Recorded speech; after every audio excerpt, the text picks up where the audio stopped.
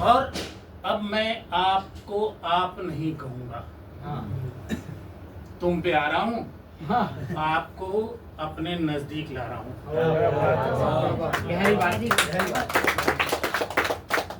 और एक अपील लेके आया हूँ, और कुछ नहीं है। यहाँ कविता सुनाना कोई मकसद नहीं मेरा एक अपील है कि तुम मुझे गोली मार दो, तुम मुझे गोली मार दो, क्योंकि मैं जिंदा ही कहाँ हूँ।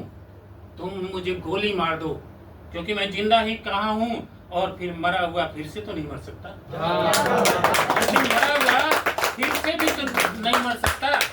मैं तो तभी मर गया था, मैं तभी मर गया था जब तुमने मेरे हक की रोटी पर पहली बार कब्जा किया था। मैं पहले ही मर गया था जब तुमने मेरे हक की रोटी पर पहली बार कब्जा किया था, और मैंने प्रतिकार की जगह परोस दी थी अपनी अस्मिता भी तुम्हारे सामने। मैं तब मर गया था जब अपने वजूद की नींव पर मैं तुम्हारी अट्टालिकाएं बना रहा था और खटकने लगी थी तुम्हें मेरी झोपड़ी इसके बगल में। मैं तब भी मर गया था। मैं तब भी मरा था जब तुमने सूरज की रोशनी की आपूर्ति मुझ जैसों के लिए प्रतिबंधित कर दिया था।